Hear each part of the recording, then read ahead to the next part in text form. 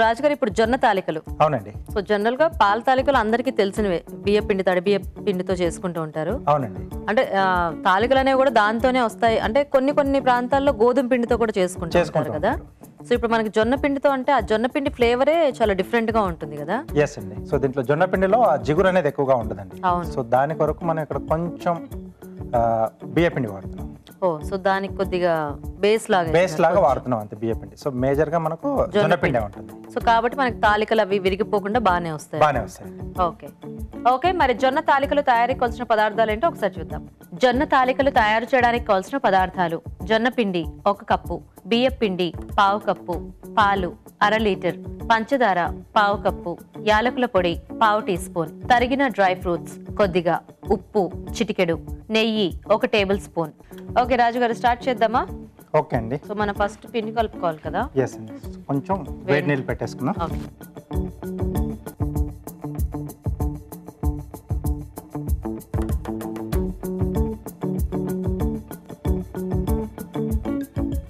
So జొన్న పిండి కొంచెం వేడి నీళ్ళతో కలుపుకుంటే మనకి ఆ స్టిక్కీనెస్ అనేది కొద్దిగా వస్తుంది కదా. కొంచెం వస్తుందండి. మామూలుగా రొట్టెలు చేసేప్పుడు కూడా కొంచెం వేడి నీళ్ళు యాడ్ చేస్తారు కదా.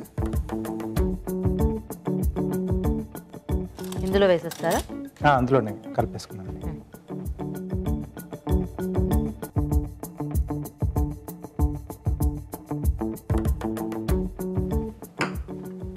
అలాగే కొద్దిగా బియ్య పిండి కూడా అండి. ఓకే.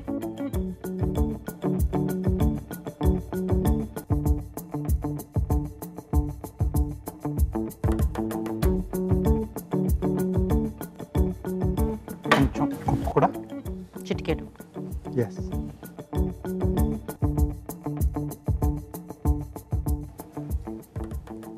సో ఈ పిండి ఆల్రెడీ మనకి కొద్దిగా ఆరితే మళ్ళీ పొడి పొడి ఆడిపోతుంది కాబట్టి కొంచెం ఇలా ఉన్నప్పుడే మనము చేసేసుకుంటే బెటర్ ఏమో కదా. అవునండి.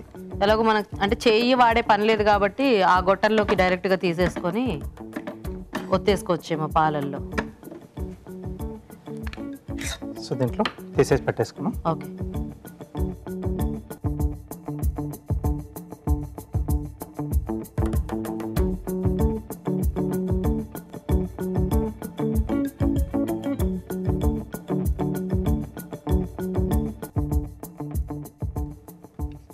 సో పాల తాలికలు మామూలుగానే కొంచెం పెద్ద సైజు ఉన్న జంతికల ప్లేట్ మనం వాడుకుంటాం కదా. అవునండి. సో కాబట్టి మీడియం సైజు సరిపోతుంది.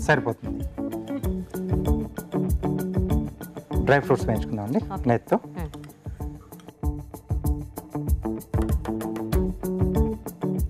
సో జనరల్గా పాల తాలికల్లో ఎలాగో మనకు ఆ తాలికలు తగులుతుంటాయి కాబట్టి కొంచెం డ్రై ఫ్రూట్స్ తక్కువ వేసుకున్నా కూడా బాగానే ఉంటుంది కదా. అవునండి.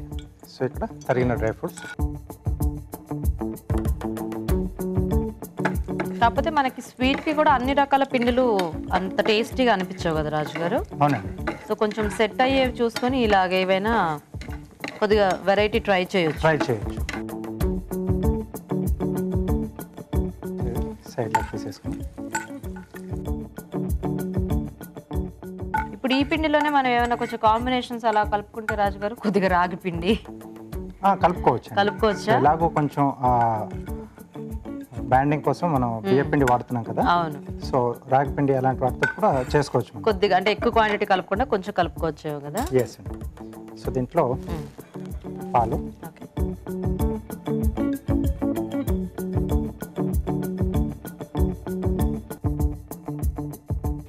సో అలాగే సరిపడా పంచదార,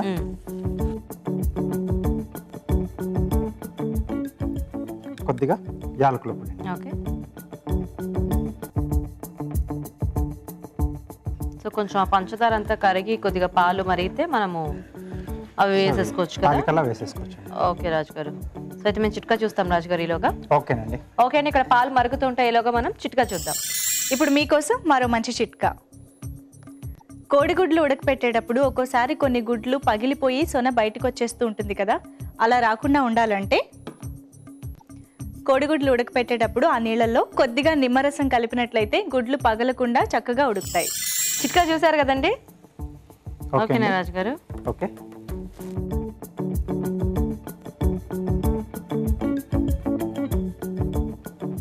ఓకే, నైస్.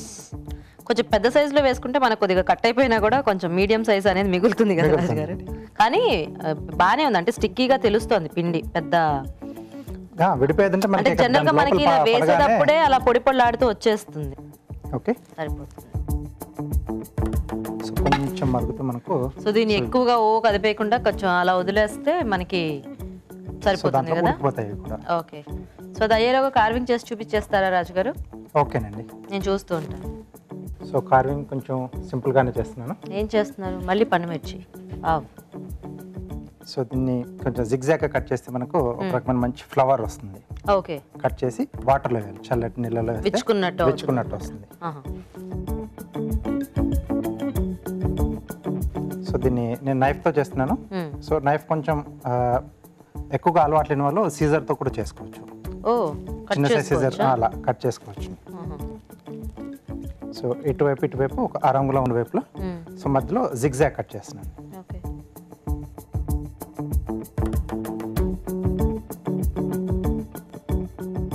సిజర్తో మనం అలా పొడవుగా కట్ చేసేసుకోవటమేనా? అంతేనండి. ఓకే,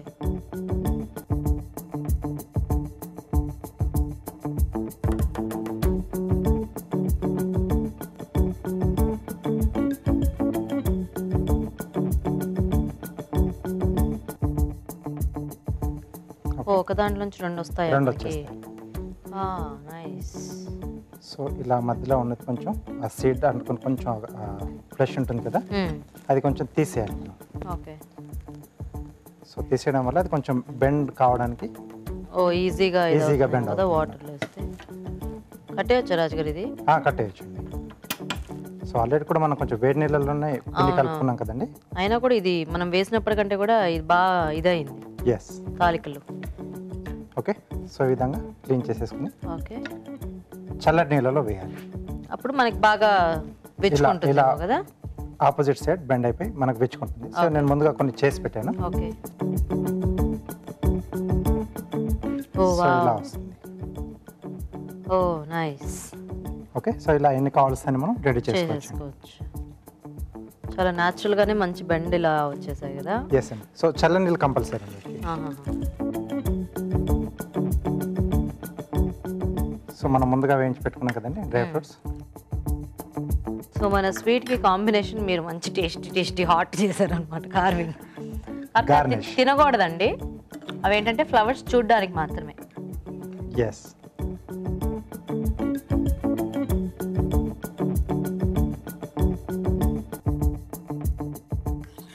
సో మిగతా డ్రై ఫ్రూట్స్.